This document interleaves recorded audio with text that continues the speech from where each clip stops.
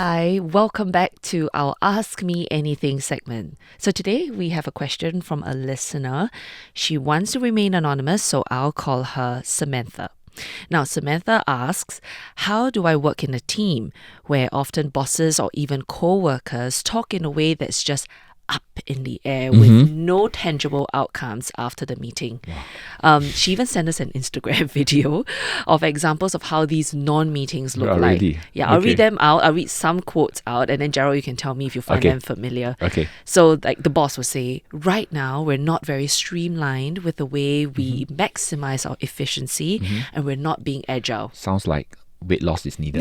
Yeah. And in order to be agile, we need to leverage existing bandwidth in a more streamlined, effective manner. Okay, Wi-Fi problems.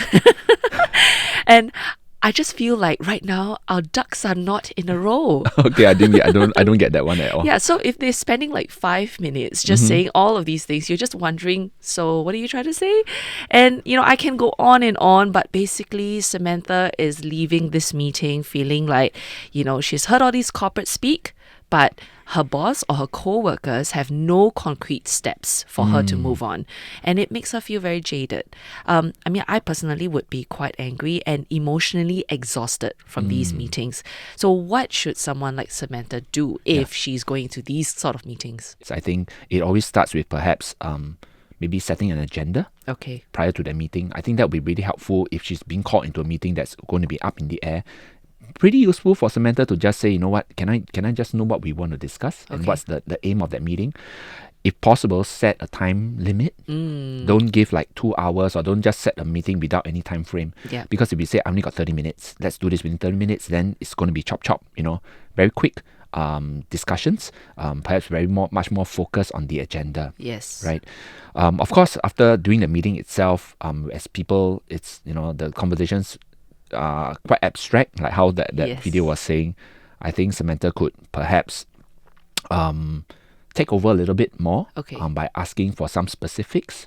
It's very helpful if you have a marker, a board nearby, if you have a laptop that you're projecting a screen. You say, don't mind, guys, if I take some notes.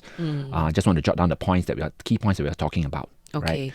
But that also means that like Samantha would have to be in a position where she feels she can take charge a little bit more of the situation, right? Yeah. Most times, I think, in a meeting where everybody is talking, right, nobody wants to take the notes. True. Yeah. So if Samantha helps to do that, say, don't mind, I take some notes so that all of us can have a reference. I'll share that with you after the meeting.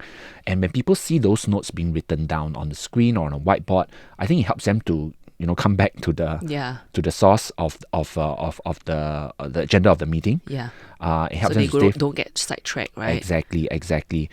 So I think if today those meetings take place with people outside, external people, and then it's not so appropriate, maybe what Samantha could do is to have a debrief after the meeting With the supervisor. with her team. Yeah. Okay, her team. Yeah, to say that, shall we just discuss 20 minutes or 15 minutes?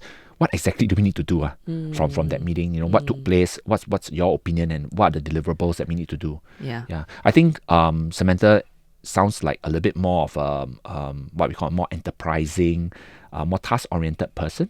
She needs some clarity on her goals, Yes. on the outcomes of the meeting. So she's very focused on the process and the tasks. So I think there's nothing wrong with that. Nothing I think at all, we just have to play that to our strengths. And, in a group where everyone is a little bit more strategic or a bit more dreamy in their discussions, right, it really, really helps to have someone like Samantha. So I think maybe Samantha, if you are listening in, this is the time that you could perhaps step up a little bit more, take charge. Don't let the meetings get to you. Yeah. I hope that what Gerald has shared, really would give you some tips, some helpful tips. And if it still doesn't, you know what? Take a deep breath, shake it off, and go have your favorite drink or dessert. It's not you, it's them. Write to us if, like Samantha, you have a burning work-related question. We are at cnapodcasts@mediacorp.com.sg. We're also streaming on Spotify, Apple Podcasts, and you'll find a video version of this on YouTube.